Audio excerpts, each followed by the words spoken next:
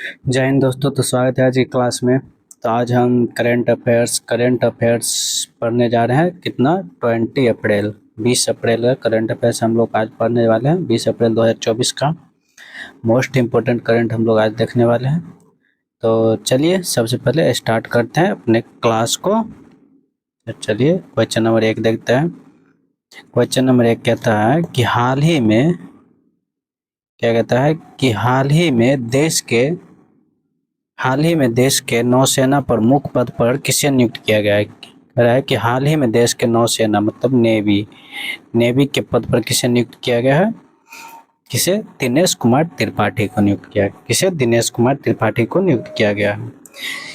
इस किसके जगह पर नियुक्त किया गया है? आर हरि कुमार के जगह पर, आर हरि कुमार के जगह पे किया गया। ये रिटायरमेंट कब हो जाएगा इसका? 30 अप्रैल को इसका रिटायरमेंट हो जाएगा। याद रखिए 30 अप्रैल 2024 को इसका रिटायरमेंट होगा। इसके जगह पे दिनेश त्रिपाठी को नियुक्त किया गया है नौसेना प्रमुख। चलिए कुछ इम्पोर्टेंट अपॉइंटमेंट देख लेते हैं। किसका है इम्पोर्टेंट अपॉइंटमेंट देख लेते हैं। अपॉइंटमेंट कह रहा है अनिल शाह किसका है? फिक्की का। किसका है? अनिल शाह फिक्की का। हीरालाल सवरिया किसका है? सीआईसी सीआईसी का है हीरालाल सवरिया। थर्ड अरविंद पनगड़िया किसका है? 16वें वित्त आयोग। किसका है? 16वें वित्त आयोग का अध्यक्ष आयोग का नियुक्त किया गया है अध्यक्ष। चौथा है किशोर मकवाना नेशनल शेड्यूल का नेशनल एनसीएससी का है। National commission for schedule caste का इसको नियुक्त किया गया है। अजय मानिकराव को लोकपाल के नियुक्त किया गया है। इतना आप लोग महत्वपूर्ण अपॉइंटमेंट याद रखिएगा। चलिए टू कहता है, दूसरा नंबर क्वेश्चन कहता है कि हाल ही में भारत ने ब्रह्मोस सुपरसोनिक क्रूज मिसाइल प्रणाली की पहली खेप निर्यात की है, मतलब एक्सपोर्ट किया है। किससे मतलब दी है फिलीपींस को। पहली खेप ब्रह्मोस सुपरसोनिक क्रूज मिसाइल का किसे दिया है? फिलीपींस को दिया है। फिलीपींस को दिया है कितने में? $375 मिलियन। इसमें में दिया है $375 मिलियन में दिया है फिलीपींस को।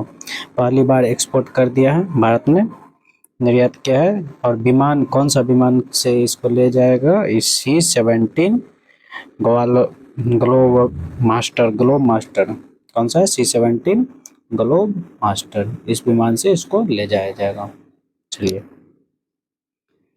और ये ब्रह्मोस सुपरसोनिक मिसाइल है। इसका 2.8 माइक इसका है, क्रूज मिसाइल है, फायर एंड फॉरगेट मिसाइल है। चलिए इतना याद रखिएगा आप। चलिए थर्ड नंबर क्वेश्चन कहता है कि हाल ही में सरकार ने L G B T Q plus समुदाय पर किसकी अध्यक्षता में समिति का गठन किया है? किसकी अध्यक्षता में समिति का गठन किया है? किसकी अध्यक्षता में? राजीव गोवा के अध्यक्षता में L G B T Q समुदाय पर इस समिति का गठन किया है राजीव गोवा, इसकी अध्यक्षता में। चलिए इतना याद रखिएगा। चलिए महत्वपूर्ण कमेटी के बारे में हम लोग देख लेते हैं।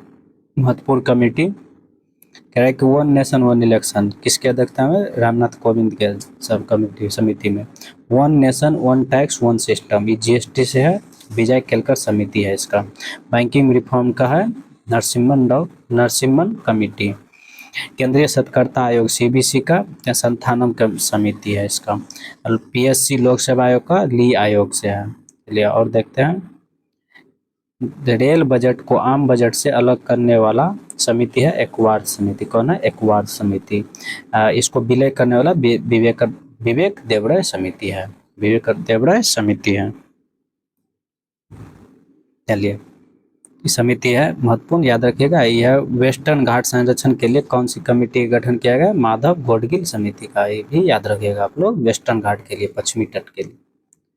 चलिए 4th नंबर क्वेश्चन कहता है कि हाल ही में 16वें विश्व भविष्य ऊर्जा शिखर सम्मेलन कहाँ आयोजित किया गया जाएगा? कह रहा है कि 16वें विश्व भविष्य ऊर्जा शिखर सम्मेलन कहाँ आयोजित किया जाएगा? कहाँ किया जाएगा? अबू धाबी में। कहाँ किया जाएगा? Abu Dhabi. कहाँ? अबू धाबी में किया जाएगा, याद रखिएगा आप लोग, अबू धाबी में किया जाएगा। अबू धाबी यूएई, संयुक्त अरब अमीरात में किया जाएगा। और इंडिया और यूएई के साथ कौन सा अभ्यास होता है? इंडिया और यूएई के साथ कौन सा अभ्यास होता है? होता है जावेद तलवार। जावेद तलवार इसके साथ होता है। इंडिया और यूएई के साथ जावेद तलवार इसका अभ्यास होता है। और डेजर्ट साइक्लोन होता है, 2 अभ्यास, डेजर्ट साइक्लोन, याद रखिएगा आप लोग। चलिए 5th नंबर क्वेश्चन कहता है कि हाल ही में जीआई टैग प्राप्त तिरंगी बर्फी, हलवा मूर्ति, धातु शिल्प का संबंध किससे है? कौन सा 3 हुआ है? तिरंगा बर्फी, हलवा मूर्ति, धातु शिल्प किससे है संबंधित? वो है वाराणसी से। वाराणसी यूपी। कहाँ? वाराणसी यूपी से, याद रखिएगा आप लोग, वाराणसी यूपी से। यूपी के अब तक कितना हो गया? 75 हो गया। भारत में सर्वाधिक जीआई टैग यूपी के पास है। चलिए दूसरा पे तमिलनाडु।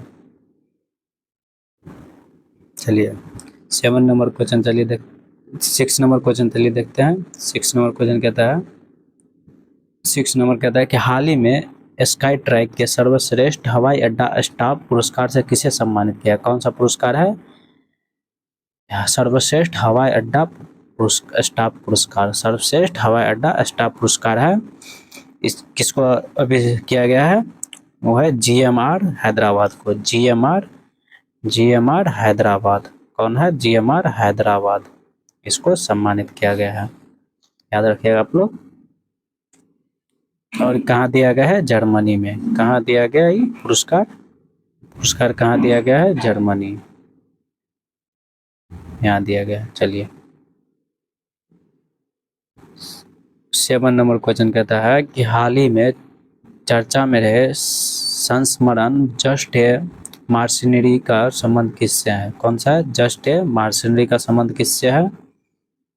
किससे हो मर्सिनरी का संबंध? किससे है? वो है डी सुब्बाराव। कौन सा बुक है? ये बुक है डी सुब्बाराव का, बुक है डी सुब्बाराव। डी सुब्बाराव, याद रखिएगा आप लोग, डी सुब्बाराव। ये भारत का एक्स आरबीआई गवर्नर है। कौन है? भारत का एक्स आरबीआई का गवर्नर है, याद रखिएगा आप लोग। और यहाँ पे देखिए सलमान रुश्दी है। सलमान रुश्दी का अभी हाल ही में कौन सा बुक लॉन्च हुआ है? नाइफ। कौन सा है? नाइफ, ये याद रखिएगा आप लोग। नाइफ है सलमान रुश्दी का। और है मिडनाइट चिल्ड्रेन। कौन सा है? मिडनाइट चिल्ड्रेन, एक पुस्तक है इसका, मिडनाइट चिल्ड्रेन। और एक है विक्टोरी सिटी। कौन सा है? विक्टोरी सिटी, सलमान रुश्दी का, आप लोग याद रखिएगा। और यहाँ पे सैम पित्रोदा, इसका कौन है? सैम पित्रोदा का द आइडिया ऑफ, इसका कौन है? सैम पित्रोदा का द आइडिया ऑफ डेमोक्रेसी। कौन सा है? द आइडिया ऑफ डेमोक्रेसी, आपको याद रखिएगा इसका। चलिए रघुराम गोविंद राजन का इसका कौन सा है? इसका है आई डू व्हाट डू। कौन सा? I do what I do, ये पुस्तक है, याद रखिएगा आप इसका। चलिए 8 नंबर क्वेश्चन देखते हैं। कहता है कि हाल ही में जनरल मनोज पांडे ने किस देश में हाईटेक आईटी लैब का उद्घाटन किया है? किस देश में आईटी लैब का उद्घाटन किया है? कौन? जनरल मनोज पांडे। कौन है? जनरल मनोज पांडे। जनरल मनोज पांडे हैं। कहाँ किया है ये? आईटी उज्बेकिस्तान में। कहाँ? उज्बेकिस्तान। उज्बेकिस्तान, टाइपिंग मिस्टेक है। उज्बेकिस्तान में किया है हाईटेक आईटी लैब का, आईटी लैब, इसका उद्घाटन किया है। चलिए साइबर क्राइम को वहाँ पे फोकस करेगा रोकने के लिए। 9 नंबर क्वेश्चन कहता है कि हाल ही में एशियाई कुश्ती चैंपियन 2024 का आयोजन कहाँ हुआ है। कहते हैं कि हाल ही में एशियाई कुश्ती 2024 चैंपियन 2024 का आयोजन कहाँ हुआ है। हुआ है किर्गिस्तान में। कहाँ? किर्गिस्तान में। याद रखिएगा आप लोग, किर्गिस्तान में आयोजन हुआ है। पॉइंट टेबल देखते हैं। पॉइंट टेबल देखते हैं इसका आयोजन क्या है किर्गिस्तान में। पॉइंट टेबल देख लिए। पॉइंट टेबल नंबर 1 पे कौन है? नंबर 1 पे जापान है। कौन है? जापान। नंबर 2 पे ईरान। कौन है? ईरान। और 9 नंबर पे कौन है? इंडिया। कौन है? इंडिया 9 नंबर पे है। और इन 9 गो यहाँ पे पदक भी जीता है। 9 पदक भी जीता है इंडिया। याद रखिएगा आप लोग। इसमें 4 सिल्वर होगा, 4 सिल्वर और 5 ब्रॉन्ज होगा। ये जीता है इंडिया। चलिए, किर्गिस्तान में एशियाई कुश्ती चैंपियनशिप का 2024 का आयोजन हुआ है। 10 नंबर क्वेश्चन देखता है कि कह रहा है कि हाल ही में किस देश में स्थित माउंट रुआंग ज्वालामुखी में भयंकर विस्फोट हुआ है। कह रहा है कि हाल ही में किस देश में स्थित माउंट रुआंग किस देश में स्थित है। माउंट रुआंग किस देश में स्थित है। ज्वालामुखी में भयंकर विस्फोट हुआ है। कहाँ है? इंडोनेशिया। कहाँ है? इंडोनेशिया। ऑप्शन बी इसका राइट आंसर होगा। माउंट रुआंग ज्वालामुखी विस्फोट हुआ है इंडोनेशिया में। इंडोनेशिया कौन सा द्वीप पे है ये स्थित? यह है सुलावेसी। कौन सा है? सुलावेसी द्वीप पे स्थित है माउंट रुआंग। इस पे विस्फोट हुआ है। और इसका 13,000 इंडोनेशिया का द्वीप है। 13,000 इंडोनेशिया का द्वीप है। द्वीपों का समूह इसको कहा जाता है इंडोनेशिया को। 13,000 विश्व में पहला मतलब पूर्वी द्वीपों का समूह है। पश्चिमी है कौन है? West Indies. पश्चिमी वेस्ट इंडीज है पूर्वी द्वीपों का समूह। यहाँ पे 13 वाला इसमें महत्वपूर्ण सुमात्रा होगा, एक सुमात्रा और जावा। इसका राजधानी जो है जकार्ता इंडोनेशिया का जावा द्वीप पे स्थित है। आप लोग याद रखिएगा। और यहाँ पे एक बगल में बाली है, वो पर्यटन के लिए फेमस है।